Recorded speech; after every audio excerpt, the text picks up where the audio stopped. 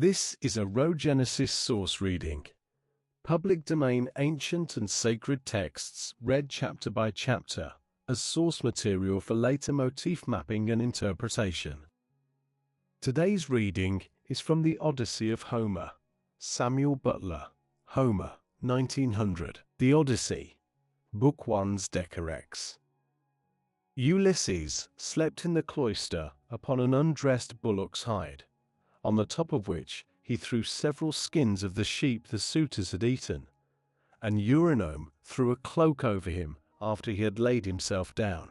There then Ulysses lay wakefully brooding upon the way in which he should kill the suitors, and by the women who had been in the habit of misconducting themselves with them left the house giggling and laughing with one another. This made Ulysses very angry, and he doubted whether to get up and kill every single one of them then and there, or to let them sleep one more and last time with the suitors. His heart growled within him, and as a bitch with puppies growls and shows her teeth when she sees a stranger, so did his heart growl with anger at the evil deeds that were being done. But he beat his breast and said, "Heart, be still. You had worse than this to bear on the day when the terrible Cyclops ate your brave companions. Yet you bore it in silence till your cunning got you safe out of the cave, though you made sure of being killed." Thus he chided with his heart and checked it into endurance. But he tossed about as one who turns a paunch full of blood and fat in front of a hot fire, doing it first on one side and then on the other, that he may get it cooked as soon as possible. Even so did he turn himself about from side to side, thinking all the time how, single-handed as he was, he should contrive to kill so large a body of men as the wicked suitors.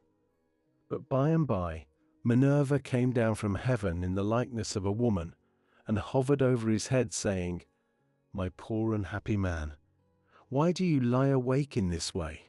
This is your house. Your wife is safe inside it, and so is your son, who is just such a young man as any father may be proud of." "Goddess," answered Ulysses, "all that you have said is true, but I am in some doubt as to how I shall be able to kill these wicked suitors single-handed, seeing what a number of them there always are. And there is this further difficulty, which is still more considerable.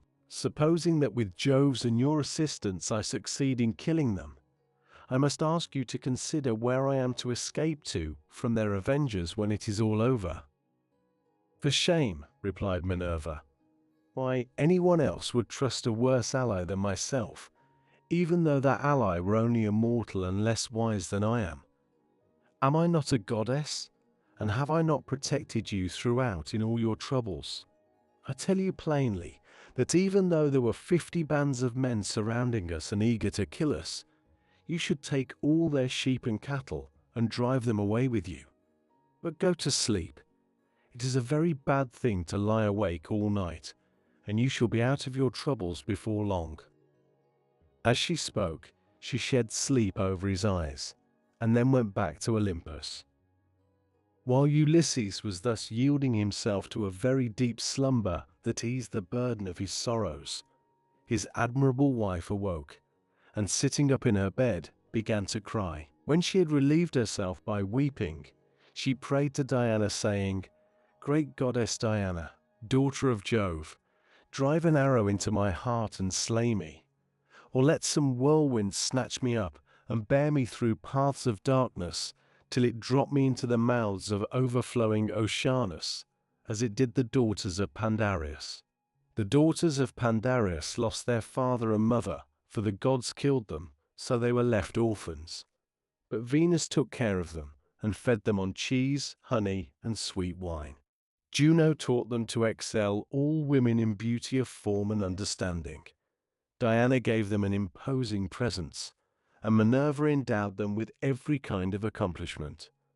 But one day, when Venus had gone up to Olympus to see Jove about getting them married, for well does he know both what shall happen and what not happen to everyone, the storm winds came and spirited them away to become handmaids to the dread Erinyes. Even so, I wish that the gods who live in heaven would hide me from mortal sight, or that fair Diana might strike me, for I would fain go even beneath the sad earth, if I might do so, still looking towards Ulysses only, and without having to yield myself to a worse man than he was.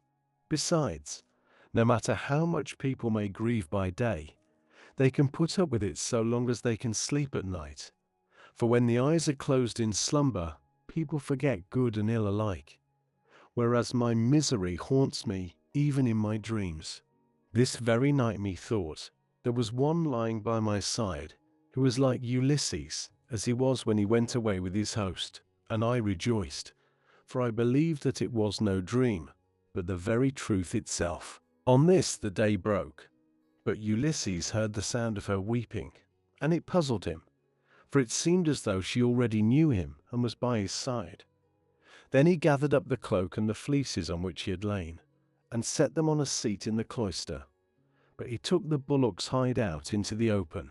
He lifted up his hands to heaven and prayed, saying, Father Jove, since you have seen fit to bring me over land and sea to my own home, after all the afflictions you have laid upon me, give me a sign out of the mouth of someone or other of those who are now waking within the house, and let me have another sign of some kind from outside.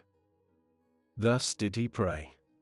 Jove heard his prayer, and forthwith thundered high up among the off from the splendor of Olympus, and Ulysses was glad when he heard it. At the same time within the house, a miller woman from hard by in the mill room lifted up her voice and gave him another sign. There were 12 miller women, whose business it was to grind wheat and barley, which are the stuff of life.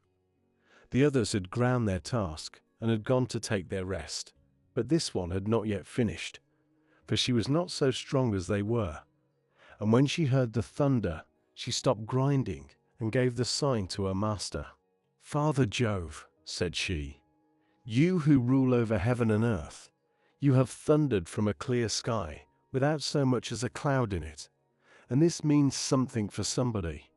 Grant the prayer then of me, your poor servant who calls upon you, and let this be the very last day that the suitors dine in the house of Ulysses.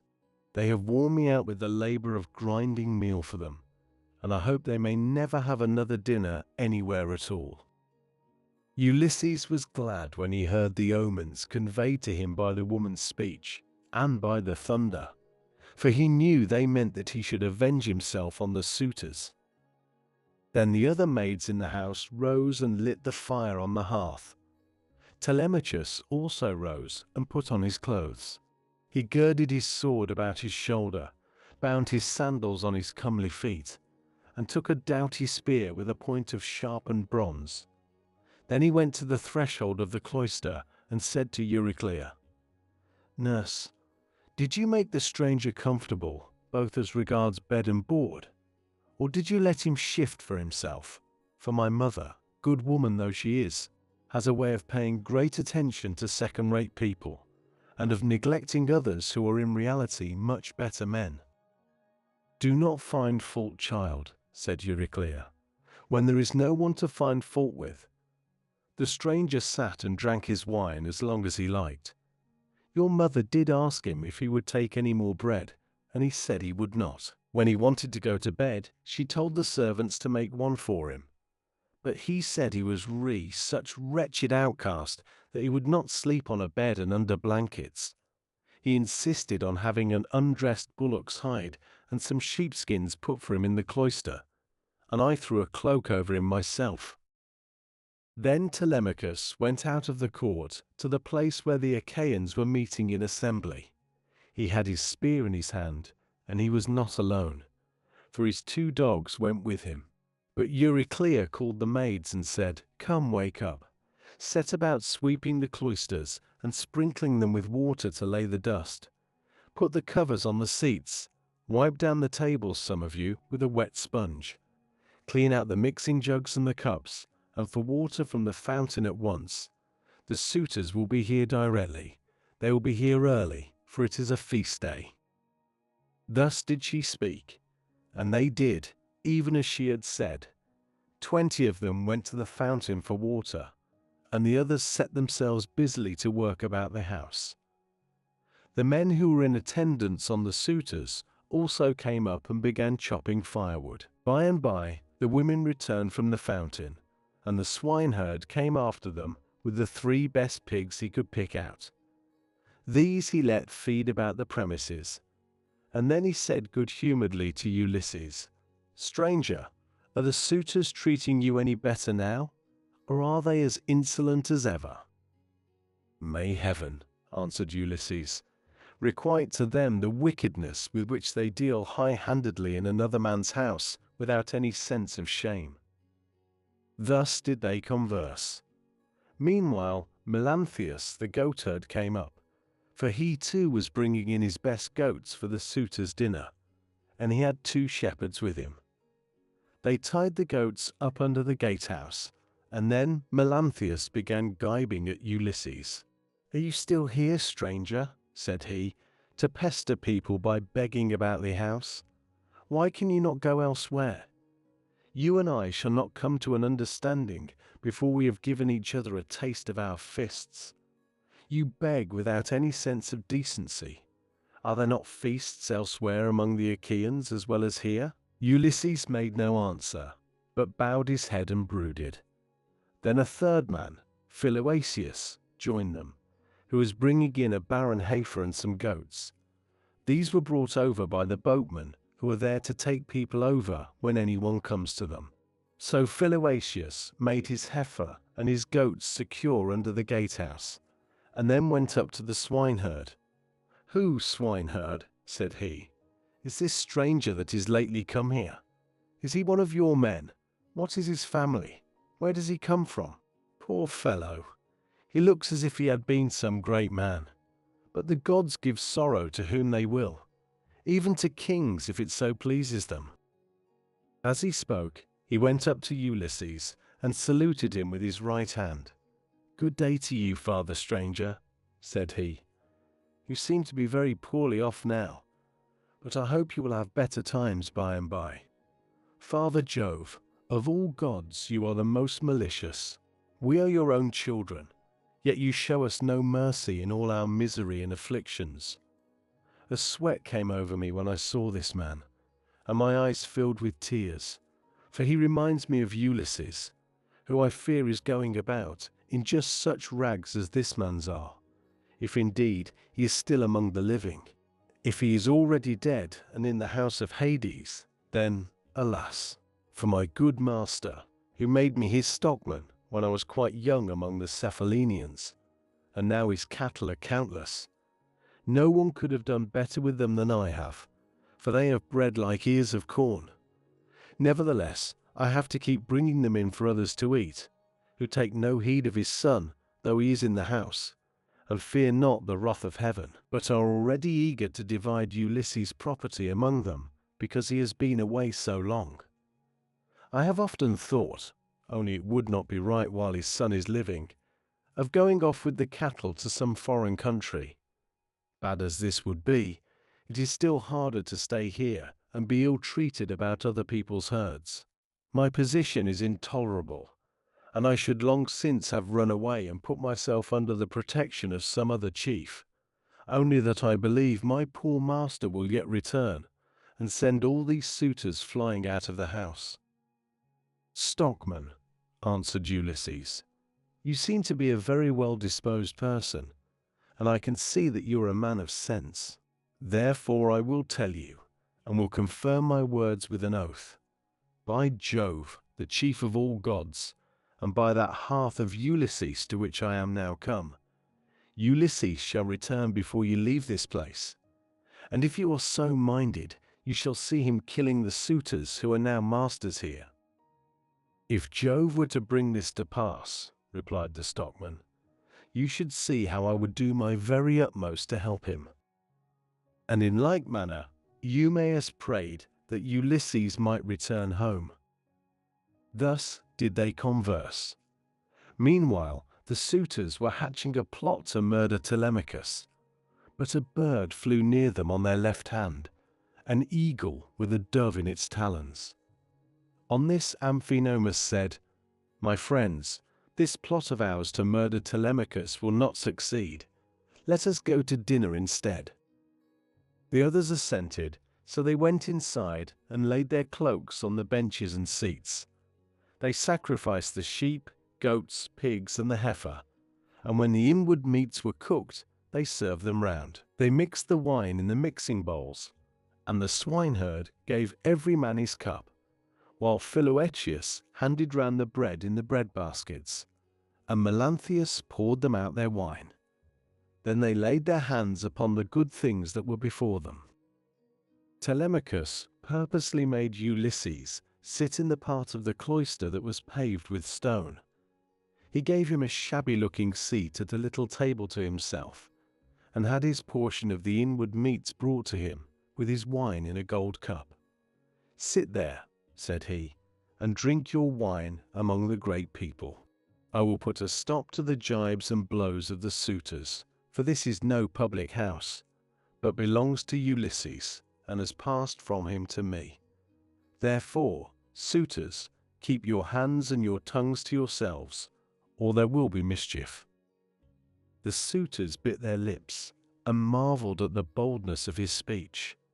Then Antinous said, "We do not like such language, but we will put up with it, for Telemachus is threatening us in good earnest. If Jove had let us, we should have put a stop to his brave talk ere now." Thus spoke Antinous, but Telemachus heeded him not. Meanwhile, the heralds were bringing the holy hecatomb through the city, and the Achaeans gathered under the shady grove of Apollo. Then they roasted the outer meat, drew it off the spits, gave every man his portion, and feasted to their heart's content. Those who waited at table gave Ulysses exactly the same portion as the others had, for Telemachus had told them to do so. But Minerva would not let the suitors for one moment drop their insolence, for she wanted Ulysses to become still more bitter against them. Now there happened to be among them a ribald fellow, whose name was Sictissippus, and who came from Same. This man, confident in his great wealth, was paying court to the wife of Ulysses, and said to the suitors, "Hear what I have to say.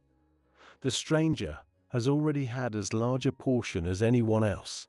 This is well, for it is not right nor reasonable to ill-treat any guest of Telemachus who comes here. I will, however, make him a present on my own account, that he may have something to give to the bathwoman, or to some other of Ulysses' servants." As he spoke, he picked up a heifer's foot from the meat basket in which it lay, and threw it at Ulysses. But Ulysses turned his head a little aside and avoided it, smiling grimly, Sardinian fashion as he did so, and it hit the wall, not him. On this Telemachus spoke fiercely to Sictissippus. "It is a good thing for you," said he, "that the stranger turned his head so that you missed him. If you had hit him, I should have run you through with my spear, and your father would have had to see about getting you buried rather than married in this house. So let me have no more unseemly behavior from any of you, for I am grown up now to the knowledge of good and evil, and understand what is going on, instead of being the child that I have been heretofore. I have long seen you killing my sheep and making free with my corn and wine. I have put up with this, for one man is no match for many, but do me no further violence. Still, if you wish to kill me, kill me. I would far rather die than see such disgraceful scenes day after day, guests insulted, and men dragging the women servants about the house in an unseemly way."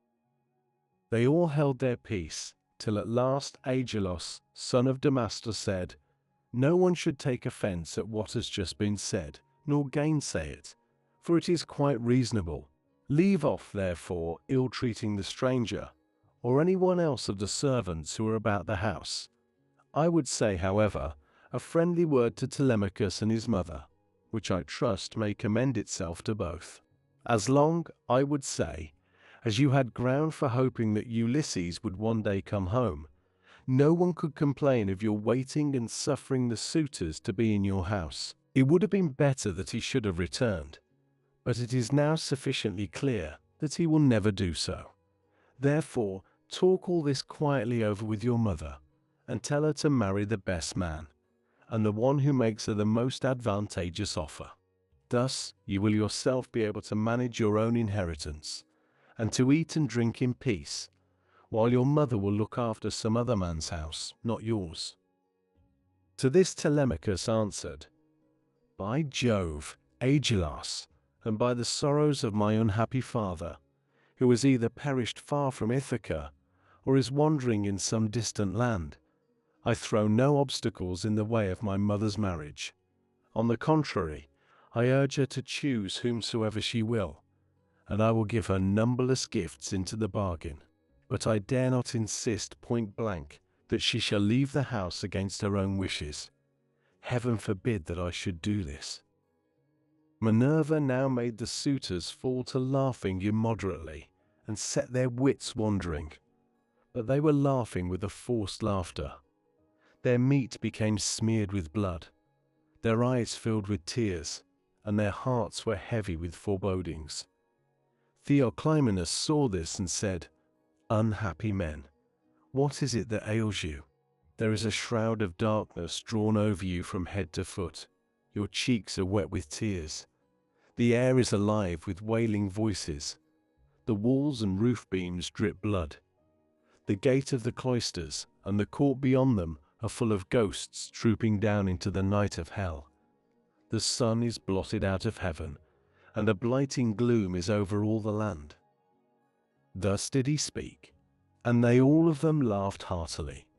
Eurymachus then said, "This stranger who has lately come here has lost his senses.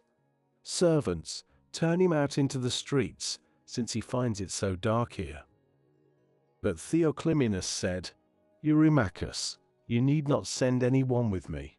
I have eyes, ears, and a pair of feet of my own, to say nothing of an understanding mind. I will take these out of the house with me, for I see mischief overhanging you, from which not one of you men who are insulting people and plotting ill deeds in the house of Ulysses will be able to escape." He left the house as he spoke, and went back to Piraeus, who gave him welcome. But the suitors kept looking at one another, and provoking Telemachus fly, laughing at the strangers. One insolent fellow said to him, "Telemachus, you are not happy in your guests. First you have this importunate tramp, who comes begging bread and wine, and has no skill for work or for hard fighting, but is perfectly useless. And now here is another fellow who is setting himself up as a prophet. Let me persuade you, for it will be much better, to put them on board ship and send them off to the Sicels to sell for what they will bring." Telemachus gave him no heed, but sat silently watching his father, expecting every moment that he would begin his attack upon the suitors.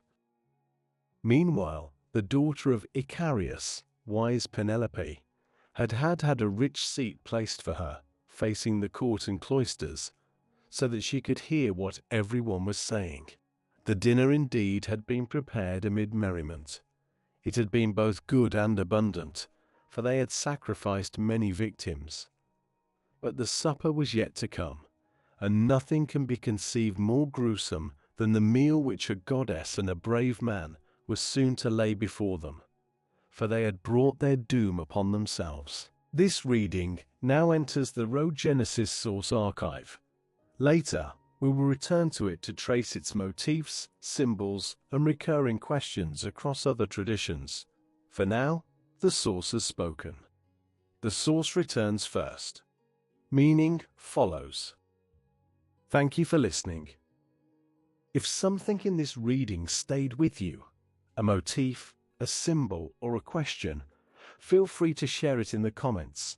And if this reading resonated, leaving a like helps signal what is worth continuing to explore. If you're interested in public domain ancient and sacred texts, you can subscribe to follow future readings, released chapter by chapter.